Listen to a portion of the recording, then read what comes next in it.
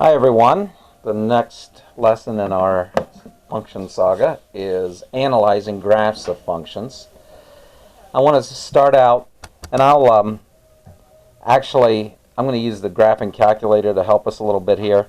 But I got a function f of x equals x plus 2x squared minus x to the fourth. And I want to graph that function first and then talk about some of the characteristics of it next. So, let me clear this.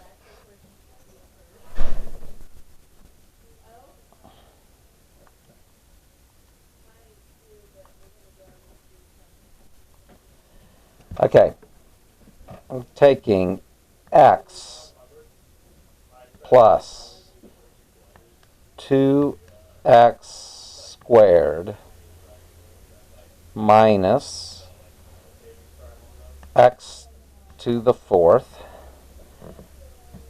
and I'm going to hit, if you hit zoom and then number 6 for standard, it'll do the negative 10 to 10 for the x's and the y's, and that's not bad. I think I can kind of zoom in on that a little bit, and you can use the zoom function on that also, but I'm going to actually custom make this window based on what I just saw there. I'm going to just go, I'm going to squeeze it in a little bit, and let's just go negative 5 for the x-min. So how far left do we want to go? How far right with our grid are we going to go? I'll go negative 5 to 5. And I may go negative 3 to positive 3 on the y's, and I want to see what happens. And if it's wrong, I'll change the window here a little bit. Okay, that looks pretty right, actually. So I want to show you how to use some of these functions here. One of the things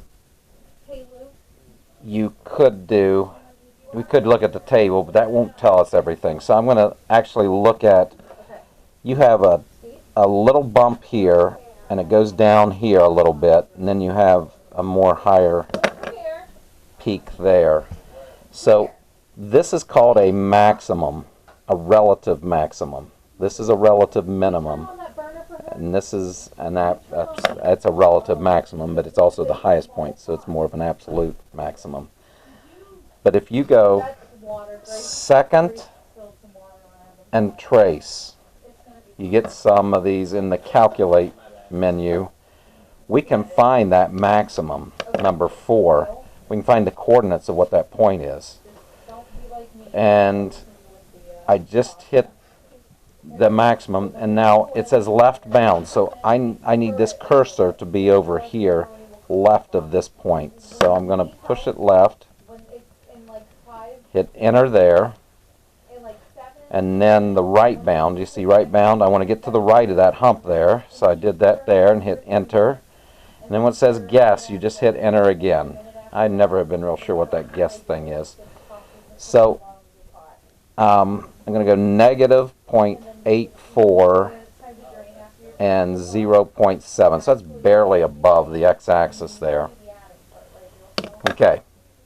I just want to remember that point. This is a max point here. And then a min point. Let's go second, calc again. I'm going down to number 3 here. There's a minimum. I'm going for this point right here. You know how it dips down. How far down does that dip? Well, this will tell us. I'm left of that dip there, so I'm going to hit enter there. Got a left bound. Now right bound, I need to get into the dip and be coming back up. So there I go. I hit enter there. It says guess. I'm going to hit enter again. And this minimum point, I've got negative 0.27 and negative 0.13. That's a minimum point. And then I want to find the coordinates of this point right here.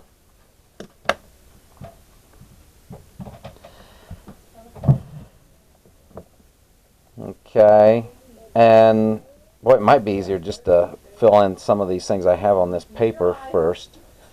No, I think I will. But let's find this maximum point. So let's go second, calc. this maximum. Okay, I'm going here. I'm going for this point here, so I'm left of it. So there's left. Hit enter. And then it wants the right. How far right? Okay, I'm going to go here. I went right of the peak there. Hit enter. And then I guess there is, we got 1.11 and 2.06 is another max. Okay, I'm going to write those down. I got two maximas. They are negative 0.84 and 0.7. And these are relative maximum. This is the absolute highest point, so it would be an absolute maximum. And then I got a minimum here. This is not a minima, it's just a minimum. That's singular with the A at the end, that's plural. So I got, I don't know if you can see what I'm writing. So I got negative 0.27 and negative 0.13. The zeros, where does it hit the x-axis? Okay. Now this is something else we can do in the calculator. We go second calc. Okay, here's a 0. Okay, left of this 0, I need to be right there. Left, and then the right bound, I need to see it's still negative on the y. I'm on the positive side of y. I might hit one more time, doesn't matter. I'm going to hit enter there. Y goes from negative to positive. That means 0 hit there somewhere in between. So at negative 1, 0. So I got a 0 at negative 1. The coordinates negative 1, 0. A lot of times you just give the x value when you're given the zeros. And so we come up, and then we come back down. So I'm going to go for a 0 again, because we dip from a positive at this max to a negative. So we have to hit 0 somewhere between these two values of x. So I'm going to go down to 0. Okay, I'm going to go there, enter, and then I go below the axis, I hit enter. Okay, that is negative 0.62. I'm just going to go negative 0.62. So that's another 0, negative 0.62. And this is approximate. You saw there was a lot of decimal places there. It crosses one more time, and I'm pretty sure this is 0, 0. We could check it, but if x is 0, all the terms have x in them. So we have another 0 at 0. Goes through 0, 0. And then one more place is over here. So let's find what that is.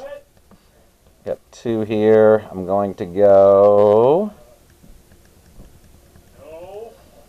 hit enter.